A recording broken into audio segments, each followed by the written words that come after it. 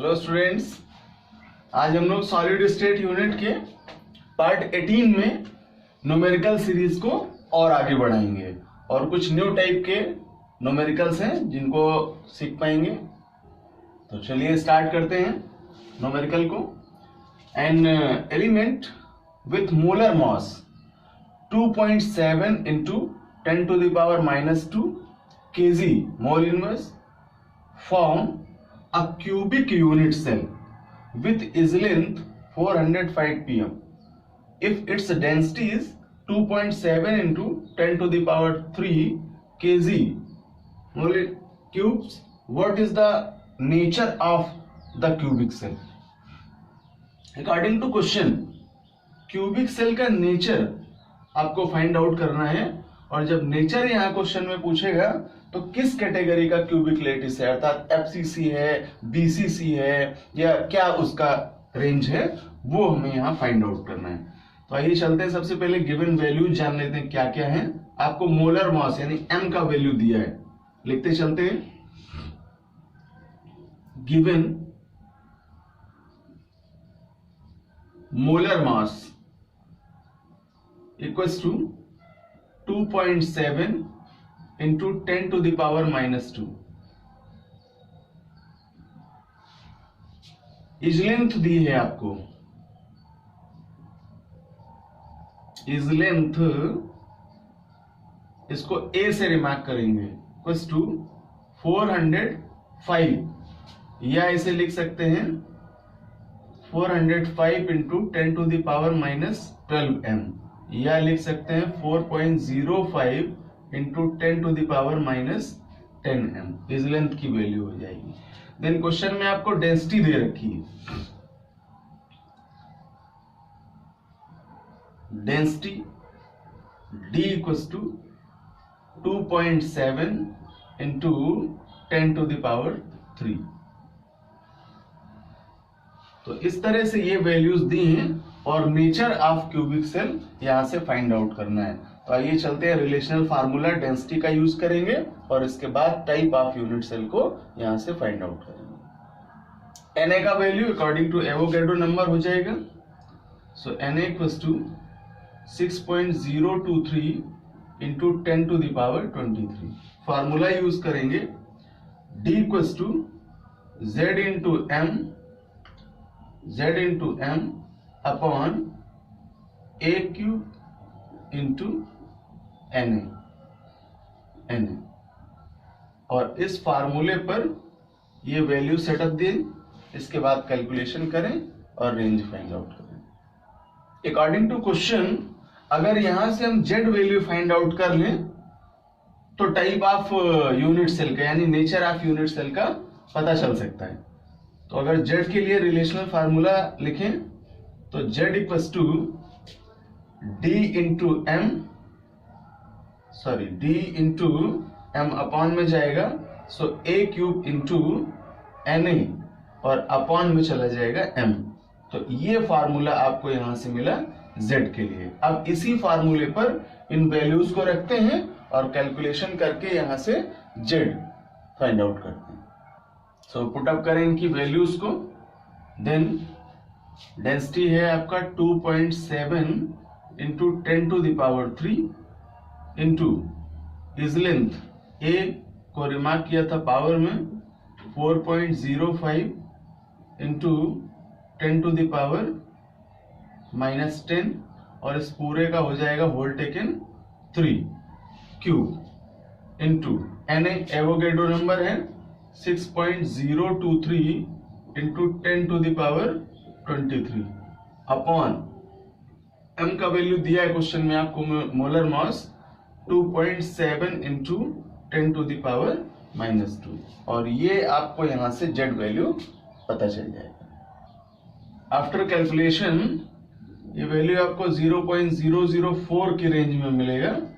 तो अप्रॉक्सीमेट अगर वैल्यू लिखें यहाँ z की तो z वैल्यू 4 आ जाएगी। अब जब z वैल्यू 4 मिली तो हम क्रिस्टल स्ट्रक्चर्स की कंडीशन को ध्यान में रखते हुए इसका टाइप दे सकते हैं। हमें मालूम है कि जो एफसीसी क्रिस्टल है, एफसीसी या एफसीसी क्रिस्टल को ही सीसीपी कहते हैं, तो उसके लिए जेड वैल्यू की रेंज 4 आई थी।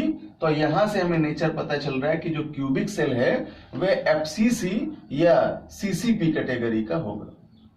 सो नेचर ऑफ यूनिट सेल जान पाए, there are 4 atoms of the elements present per unit cell.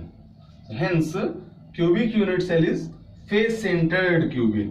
So also write down FCC type and also write down cubic closed packed या CCP. तो इसका जो nature है ये FCC या CCP टाइप का यूनिट सेल होगा।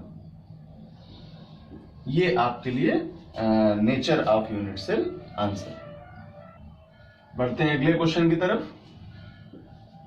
Niobium crystallises in body centred cubic structure, यानी फॉर बीसीसी स्ट्रक्चर के लिए है ये कंडीशन।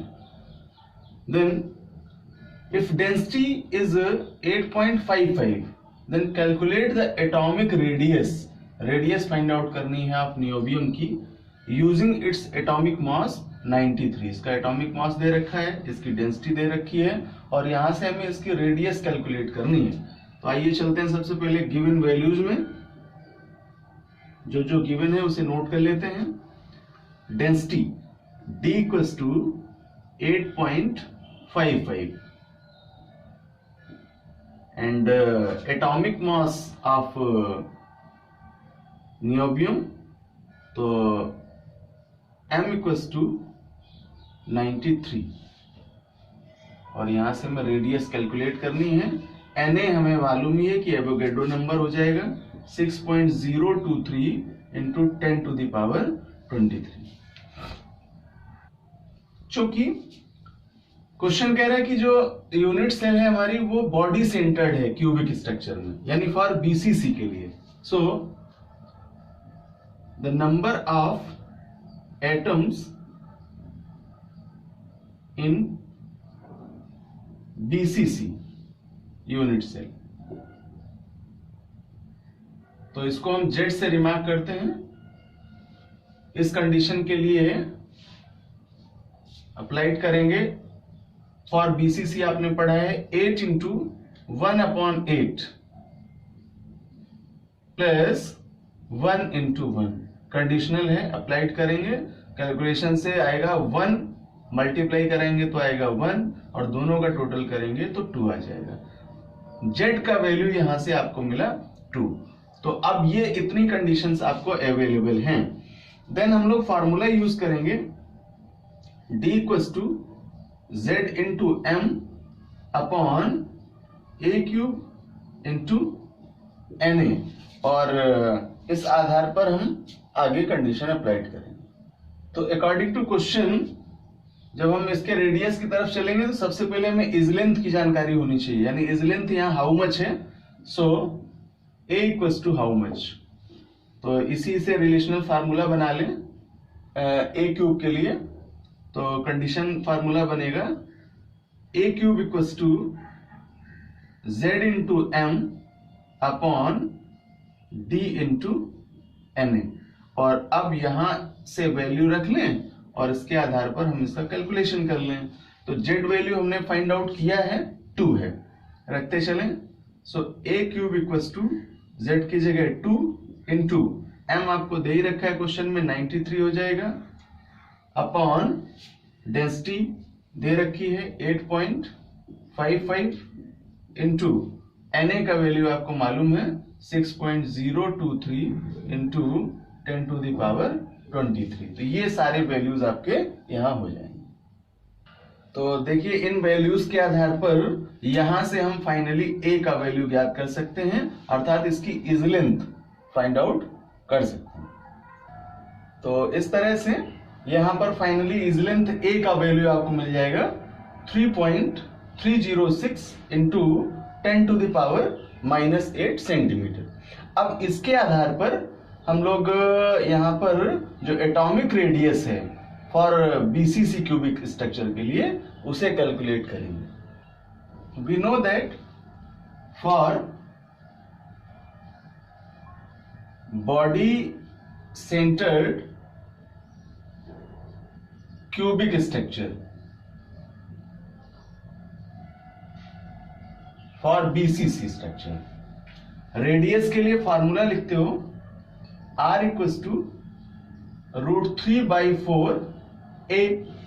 अब यहां हमने a का वैल्यू फाइंड आउट कर लिया है पहले से ही, देन रिलेशनल इक्वेशन जाएगी r इक्वल्स टू √3/4 और a की जगह a का वैल्यू रख लें इंटू 3.306 इंटू 10⁻⁻8 सेंटीमीटर। और यहां से हमें फाइनली जो क्वेश्चन कह रहा था कि कैलकुलेट इट्स एटॉमिक रेडियस, इसका वैल्यू पता चलेगा। तो आफ्टर कैलकुलेशन यहां से आपको r का वैल्यू मिलेगा 1.432 इंटू 10⁻⁻8 सेंटीमीटर, या इसे हम लिख सकते हैं r equals to 14.32 into 10⁻⁻7 centimetre. और इसको nm में कन्वर्ट करें, देन फाइनली इजेक्ट r का आपके लिए जो वैल्यू है वो यहां से मिल जाएगा r equals to 1432 mm। Smallest unit में इसको कैलकुलेट कर लेंगे और यही नियोबियम के लिए आपका जो एटॉमिक रेडियस है वो वैल्यू हो जाएगा।